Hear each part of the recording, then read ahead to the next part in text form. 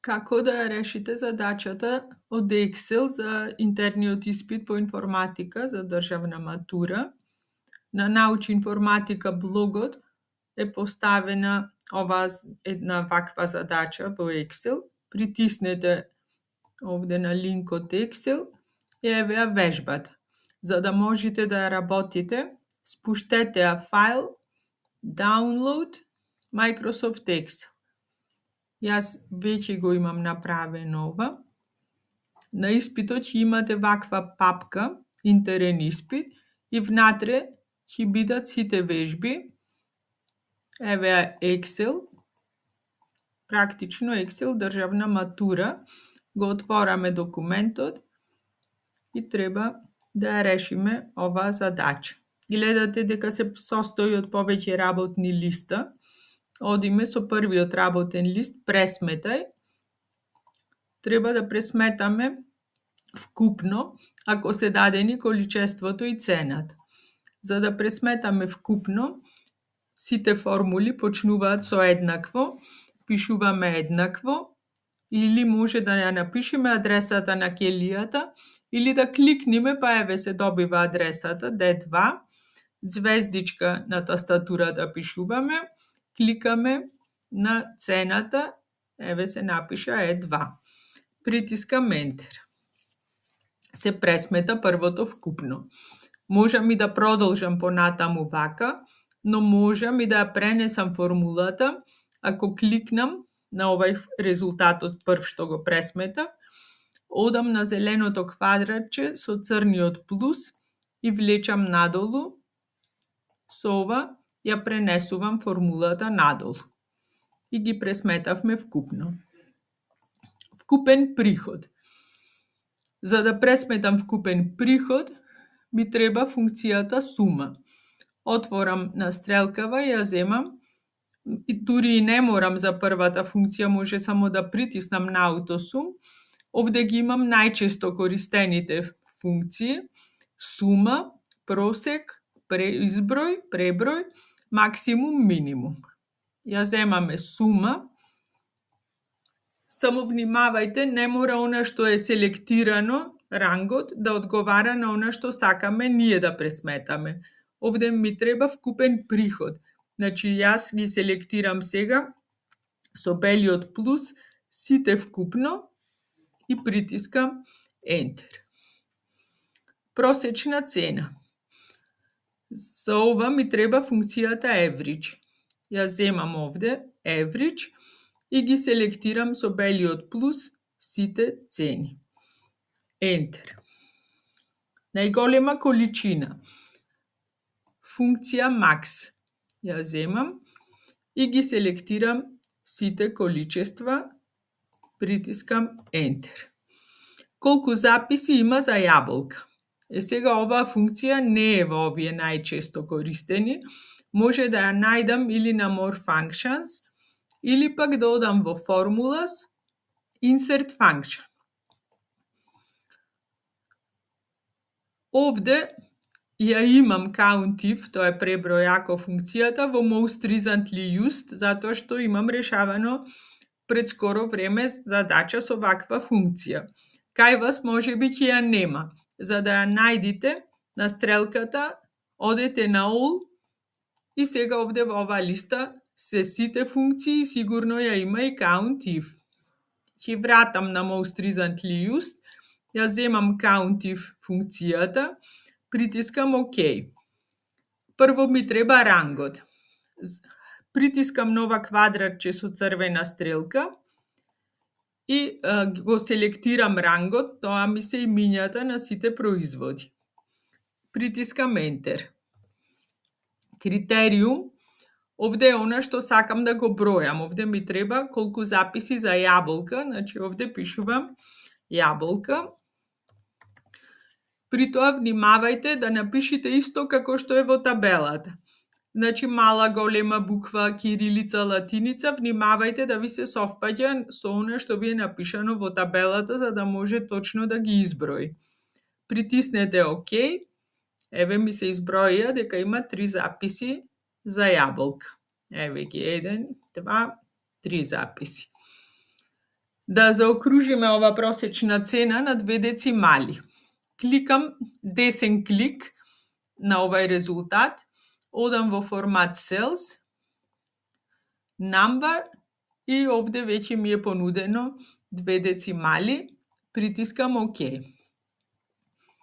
Ако сакам цената да ми е во денари, ги селектирам сите цени, десен клик, одам во формат Cells, бирам Currency, валута, и кај символ отворам на стрелката и го барам денар, тоа е некаде на средина од оваа листа, еве го, притискам ОК. Ако добиете вакви тараби, не значи дека сте сгрешиле, туку не го собира податокот, тесна е колоната. За да ја проширам колоната, го поставувам покажувачот на линијата меѓу овие две колони E и F, да се појави ваква двонасочна црна стрелка. Држам притиснато и влечам надесно и еве сега цените ми се во денари. Ако сакам и вкупно да е во денари, не мора сега пак да го можам истото да го направам, ама можам и да го пренесам форматот на следниот начин.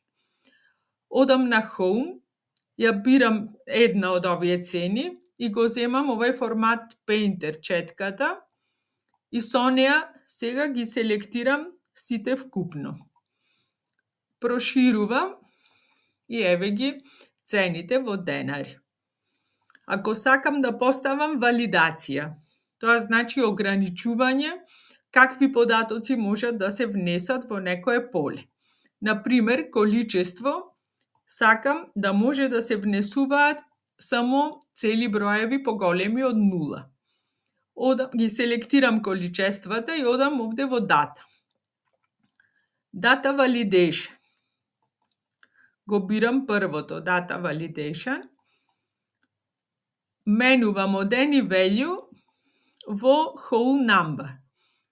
Цел број, поголем од, овде greater than, поголем од 0. Кај Input Message пишувам количина,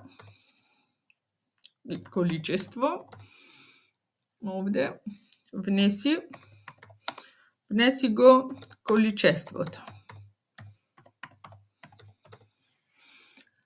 Кај Error Alert, Title грешка, пишувам овде количеството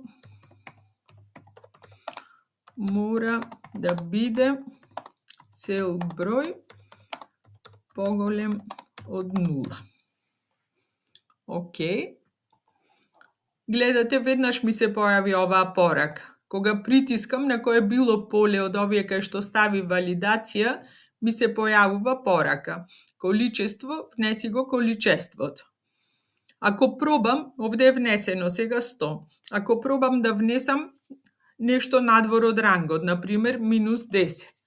Притискам Enter и еве ми се појави порака за грешка. Количеството мора да биде цел број поголем од 0. Retry. Ако напишам, например, 10 килограми, Enter, исто добивам порака за грешка, затоа што мора да е цел број поголем од 0. Еве пак ќе напишам 100. Сега ми го прифати податок. Ова е валидација. Поставивме ограничување. Првиот дел од задачата е готов. Овај првиот работен лист пресметај. Графикон. За да направиме графикон, ги селектираме имињата на производите, држам на Ctrl и ги селектирам сите вкупно. Ако селектираме несоседни кели, значи тоа го правиме така што држиме CTRL на тастатурата. Одам Insert, бирам ваков столбест графикон.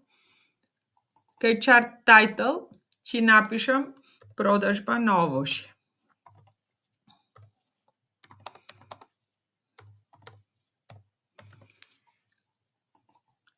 на оваа четка може да го изменам стилот на графиконот. Например, еве ќе го одберам овој графикон и во боја ќе одберам некоја друга боја, еве оваа, например.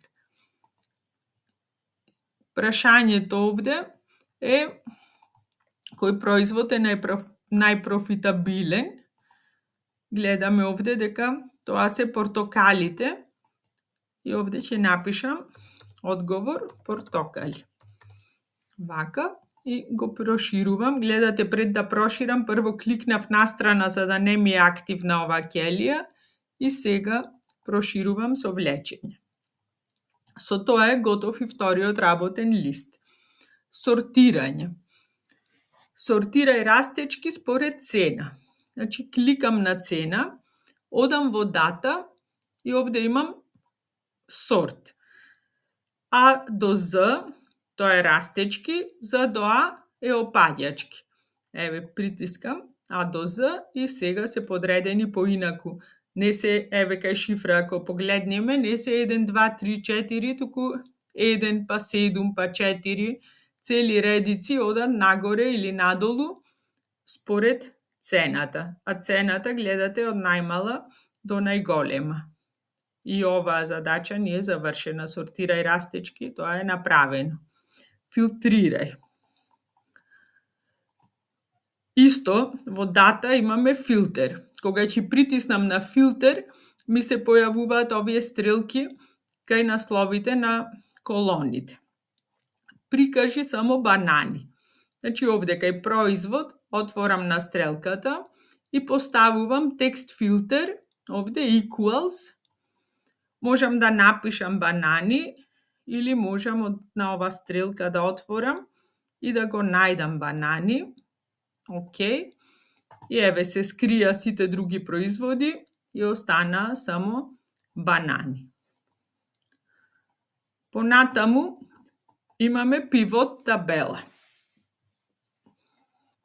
Направи пивот табела на нов лист. Редици да се производите, колони месецот, кај values вкупно и после да одговориме на овие две прашања. Ја селектирам цела табела и одам на insert. Имам овде пивот на стрелкава, пивот chart, пивот table. Треба да е одбрано new worksheet. Океј. Еве на новиот работен лист ми се појави пивот табела и пивот графикон. Бирам сега, според барањата на задачата, производот да е во редици, во колони да е месецот и вкупно. Значи имам производ, имам месец и имам вкупно. Вкупно ми е овде. Сега вака.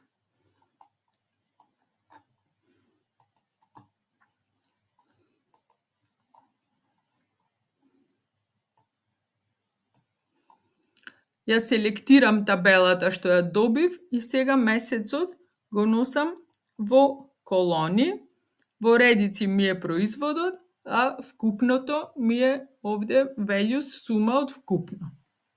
Добив ваква табела. Прашањето ми е кој производ е најпродаван? Ајде да видиме дали можеме да одговориме.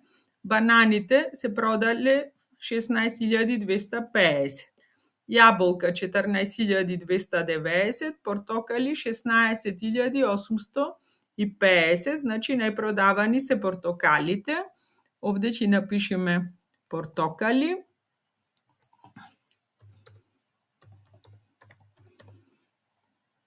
Проширувам. И во кој месец има најголем приход? Ајде да видиме. Еве ги месеците, јануари, март, февруари. Во јануари има приход 12.100, во март 18.140, во февруари 17.150. Значи најголем приход има во март.